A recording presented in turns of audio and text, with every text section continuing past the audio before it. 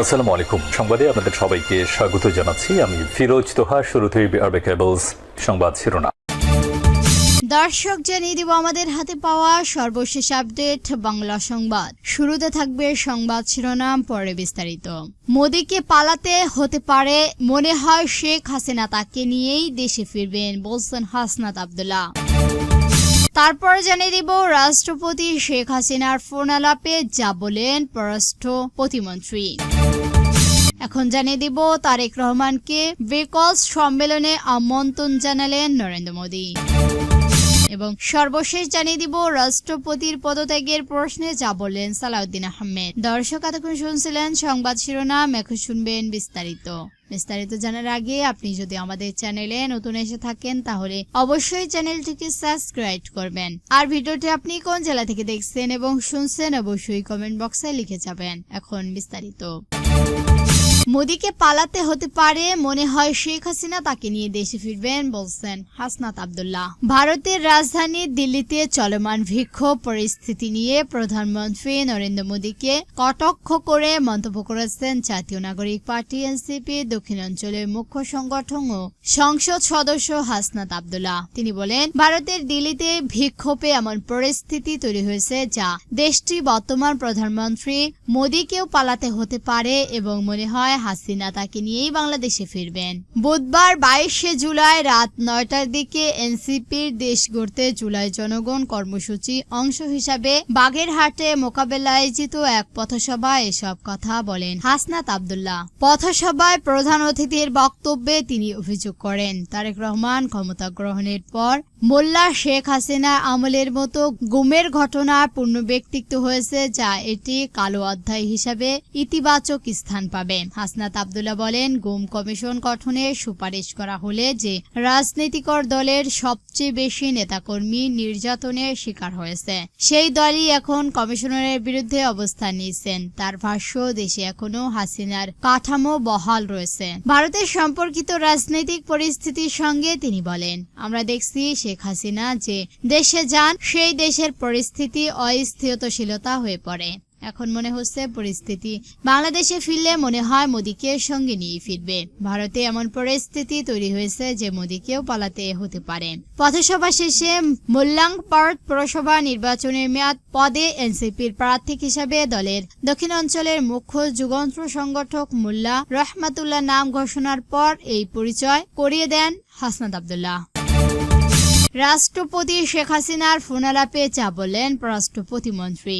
যুক্তরাজ্য সফরকালে রাষ্ট্রপতি মোহাম্মদ শাহাবুদ্দিনের সঙ্গে ক্ষমতাচ্যুত প্রধানমন্ত্রী শেখ হাসিনার টেলিফোনে কথা হয়েছে, এমন কোন তথ্য সরকারের কাছে নেই বলে জানিয়েছেন পররাষ্ট্রমন্ত্রী শামা ওবায়েদ। বৃহস্পতিবার 23শে জুলাই পররাষ্ট্র মন্ত্রণালয় সাংবাদিকদের সঙ্গে আলাপকালে তিনি এসব কথা বলেন। পররাষ্ট্র প্রতিমন্ত্রী বলেন, যুক্তরাজ্য অবস্থানকালে রাষ্ট্রপতি শেখ হাসিনার সঙ্গে টেলিফোনে কথা বলেছেন এমন কোন তথ্য মন্ত্রণালয় বা কমিশন পায়নি। তথ্য প্রমাণ পেলে তা খতিয়ে দেখা হবে।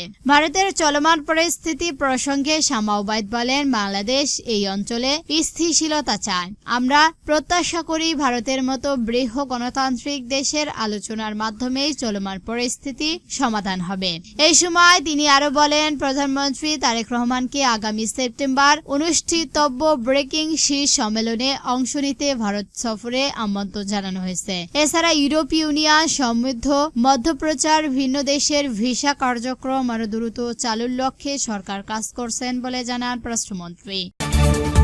তারেক রহমানকে ব্রিকস সম্মেলনে আমন্ত্রণ জানালেন নরেন্দ্র মোদী।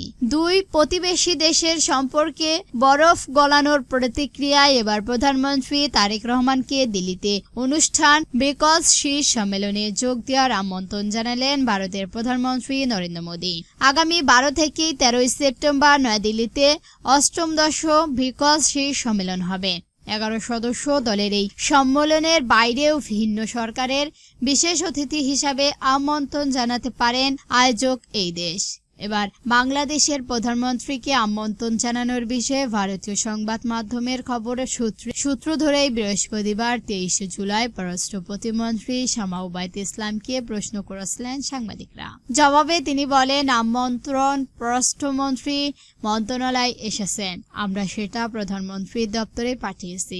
আগামী 12 থেকে 13 সেপ্টেম্বর ভারতের নয়াদিল্লি ব্রিকস 18তম সম্মেলন অনুষ্ঠিত হবে। ব্রিকসের সংসদ রাষ্ট্র না হলে বাংলাদেশের প্রধানমন্ত্রীকে সম্মেলনে বিশেষ অতিথি হিসেবে অংশ নিতে আমন্ত্রণ জানিয়েছেন ভারতের প্রধানমন্ত্রী নরেন্দ্র মোদী। ভারতের ছাত্র আন্দোলন চলছে, দেশটিতে অনেক বাংলাদেশি রয়েছে, এই নিয়ে বাংলাদেশে উদ্বেগ আছে কিনা জানতে চাইলে শামা উবাইদ বলেন, বাংলাদেশ একটি গণতান্ত্রিক রাষ্ট্র ও গণতান্ত্রিক সরকার হিসাবে আমাদের এই অঞ্চলে স্থিতিশীলতা ও শান্তি বজায় থাকুক, সেটা আমরা চাই। এটি একটি গণতান্ত্রিক সরকার ও রাষ্ট্র হিসাবে আমরা আশা করব। ভারত বিশ্বের বৃহত্তম গণতান্ত্রিক সরকার হিসেবে তারা তাদের জনগণের অবস্থান দেখবে এবং সমস্যা সমাধানের দিকে দ্রুত এগোবে। রাষ্ট্রপতির পদত্যাগের প্রশ্নে যা বললেন সালাউদ্দিন। রাষ্ট্রপতি মোহাম্মদ শাহাবুদ্দিনের পদত্যাগ নিয়ে ছড়িয়ে পড়া আলোচনার গুঞ্জন বলে মন্তব্য করেছেন স্বরাষ্ট্রমন্ত্রী সালাউদ্দিন আহমেদ। তিনি বলেছেন, রাষ্ট্রপতি শাস্ত্রগত বা কোনো কারণেই পদত্যাগ করতে চাইলে সংবিধানে যে সুযোগ রয়েছে, তবে এই বিষয়ে সরকার কিছু জানেন না এবং সরকারের পক্ষ থেকে কোনো পদক্ষেপ নেওয়া হয়নি। বৃহস্পতিবার 23 জুলাই সচিবালয়ে সাংবাদিকদের প্রশ্নের জবাবে রাষ্ট্রপতি এসব কথা বলছেন। রাষ্ট্রপতি পদত্যাগ নিয়ে সাংবাদিকদের এক প্রশ্নের জবাবে সালাউদ্দিন আহমেদ বলেছেন, রাষ্ট্রপতি পদত্যাগ নিয়ে তো গুঞ্জনই, সেটি যদি ঘটনা হয় তাহলে আমরাও দেখব। তিনি আরো বলেন, রাষ্ট্রপতি যদি শাস্ত্রগত কিংবা অন্য কোনো কারণে দায়িত্ব ছাড়তে চান তাহলে সাংবিধানিকভাবে যে সুযোগ রয়েছে তা রাষ্ট্রপতি পদত্যাগের বিষয়ে তার কাছে কোনো তথ্য নেই। স্বরাষ্ট্রমন্ত্রী তিনি বলেছেন, এখানে সরকারের কোনো পদক্ষেপ নেই, সরকারের পক্ষ থেকে এই বিষয়ে কিছু বলা হচ্ছে না। তিনি রাষ্ট্রপতি শাস্ত্রগত কারণে পদত্যাগ করতে চেয়েছেন কিনা সেটিও তাকে জিজ্ঞাসা করতে হবে। বিদেশে চিকিৎসা নেওয়ার সময় শেখ হাসিনার সঙ্গে রাষ্ট্রপতির কোনো ফোনালাপ হয়েছে কিনা এমন প্রশ্নের জবাবে স্বরাষ্ট্রমন্ত্রী বলেন, এই বিষয়ে আমি কিছু জানি না। রাষ্ট্রপতির পদত্যাগে সাংবিধানিক প্রতিক্রিয়া নিয়েও কথা বললেন স্বরাষ্ট্রমন্ত্রী। সালাউদ্দিন আহমেদ বলেন, রাষ্ট্রপতি পদত্যাগ করতে চাইলে সাংবিধানিকভাবে আপোষ আছে, এখানে সরকারের পক্ষ থেকে কিছু বলা হয়নি। আমিও পত্রিকায় এসব খবর দেখেছি। তিনি যদি পদত্যাগ করতে চান তাহলে স্পিকারের কাছে পদত্যাগ পত্র দেওয়ার নিয়ম আছে, এরপর রাষ্ট্রপতি কে হবে সেটি পরে দেখা যাবে। উল্লেখ করে সালাউদ্দিন 2023 সালের 24 এপ্রিল বাংলাদেশের 22তম রাষ্ট্রপতি হিসেবে শপথ নেন। আওয়ামী লীগের মনোনয়নে তিনি বিনা প্রতিদ্বন্দ্বিতায় নির্বাচিত হন। সংবিধান অনুযায়ী তার 5 বছরের মেয়াদ শেষ হওয়ার কথা 2028 সালের এপ্রিলে। দর্শক, আজকে সংবাদ ছিল পর্যন্তই। ভিডিওটি ভালো লাগলে অবশ্যই একটি লাইক দিবেন আর এরকম নতুন নতুন নিউজ পেতে আমাদের চ্যানেলটিকে সাবস্ক্রাইব করে আমাদের সঙ্গে থাকবেন। ভিডিওটি সম্পূর্ণ দেখার জন্য ধন্যবাদ।